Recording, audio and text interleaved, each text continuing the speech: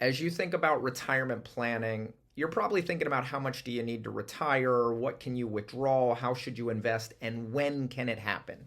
And that's great. Those are all important. I cover those in other videos.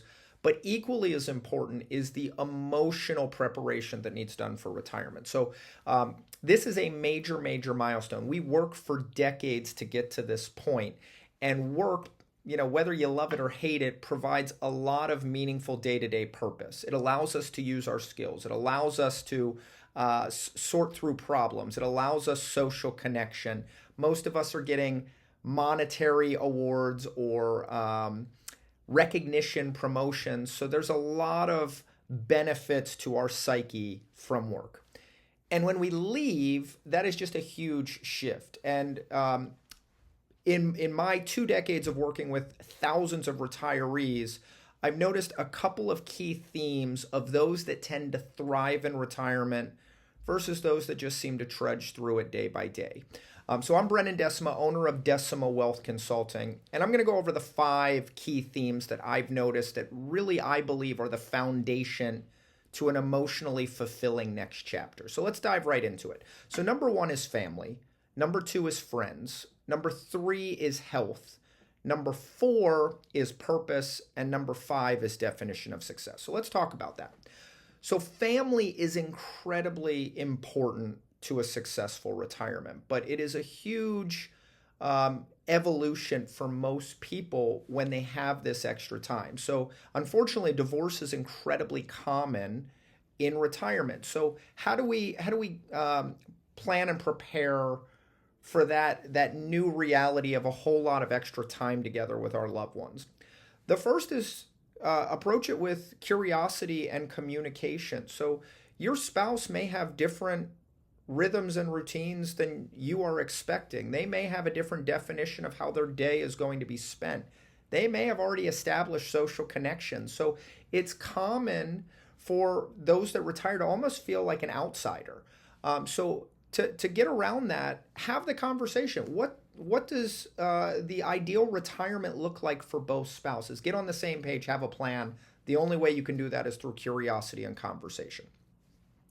Next is the relationship with our children. So I find that many retirees almost feel like their relationship with their kids was frozen, and they expect it, when it unthaws, to be exactly the same as it was, back when they had more time when the kids were younger. And that's just not the reality, right? So when you retire, chances are your kids are now adults. They have new obligations. They may have kids of their own. They may be incredibly busy with their work. So expecting them to want to get together or be on your schedule, maybe it happens, but it's highly unlikely. So talking to your kids with curiosity, what does that relationship look like? Maybe they're not looking at you as the sage advice wisdom anymore. Maybe they're looking for more support without advice. Maybe the visits need to be on different terms. But what's important is understanding where everyone is at in their stage of life, not just your own stage, will really help reduce tension and friction with those loved ones. But what's most fascinating to me is there's a couple themes. So Wes Moss wrote a book about the happiest retirees, and he had some really powerful studies. So what I found is retirees that live within 3 hours of at least one of their children report substantially more happiness in retirement than those that are not nearby at least one of their kids. So being close to family matters. He also illustrated that, and this is something that we'll talk about, but those that have adult children living at home or parents living at home report less satisfaction in retirement. Now, that's not to scare you, but it is something that we need to think about. So will you be caring for other family members in retirement? And what does that look like? So making sure that before you go into retirement, we start to think about the financial and impact of potentially being caregivers for either our parents or our kids. How does that impact your ability to travel or spend your day the way you'd like it to, and what financial impact might that have? So number 1 is family, both extended and nuclear family. Number 2 is friendship. So social connection is something that naturally happens for most of us in the workplace. Some of that is by proximity, right? You're close to people, you have shared gripes and work projects, so you're communicating, and you see these people day in and day out, right?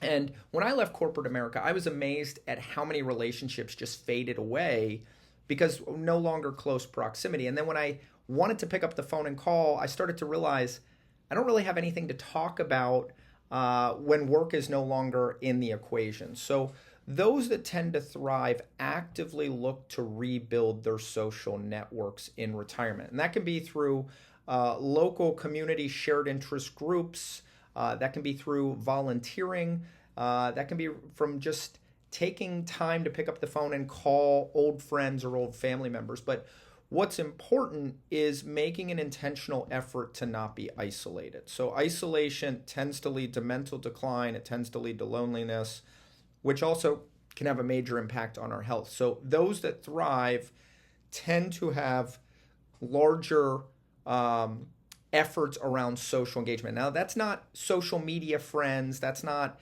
whoever has the most friends has the happiest retirement, but having 2 to 3 quality groups or people that you can pick up the phone with shared interest about and just talk goes a really, really long way in retirement for peace of mind. So building that social connection, rebuilding a network once you leave your workforce. Number 3 is health.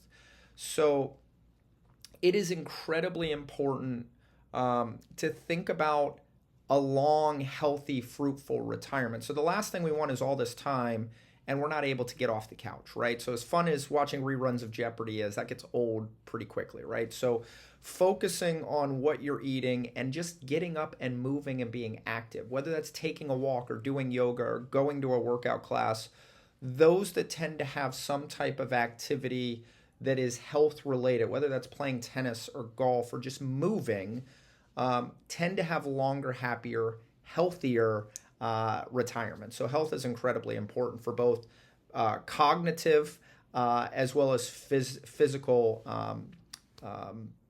benefit in retirement. Number 4 is finding purpose. So when we think about purpose, work typically allows us to use our skills, right? It motivates us, whether that's monetary or for a promotion or for a recognition.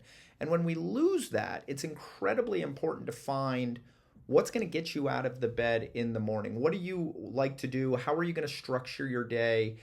And intentionally find meaningful activities that give you joy and fulfillment.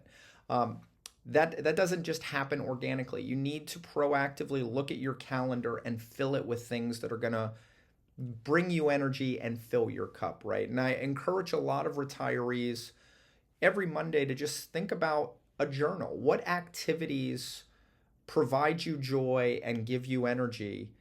And are they on your calendar? And if they're not, then make a proactive effort to get them on the calendar. Purpose and a reason for retirement makes a big difference. And this is not something to wait until retirement to do.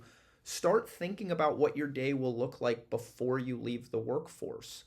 What do you want to do? And is that going to last more than 6 months? Can you see yourself doing it for longer periods of time?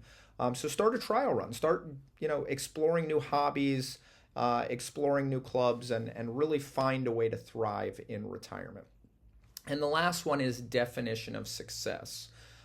So for most people, they receive, whether it's from their work or for their spouse, validation and recognition for accomplishments that they do. Finishing projects, finishing tasks, corporate milestones, all of those provide recognition.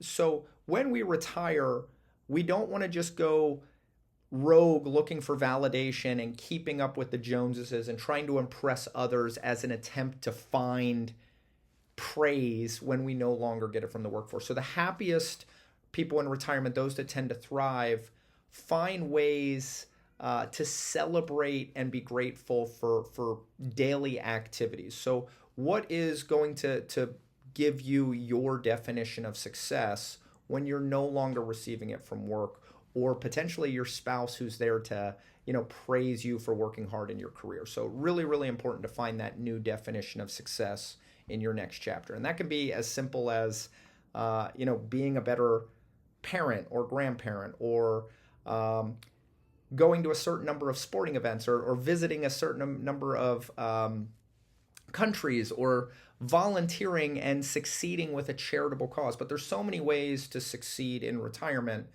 But think about what your definition of success looks like. So again, retirement is incredibly emotional. It's a very big moment. We should take the time to celebrate it, but it's more than just financial. We want to be emotionally prepared, whether retirement is on your time frame or expedited due to a layoff. Start to think about it in advance. And if you need any help, I'm here for you. Visit me at www.decimawealth.com. And if this is helpful, please subscribe.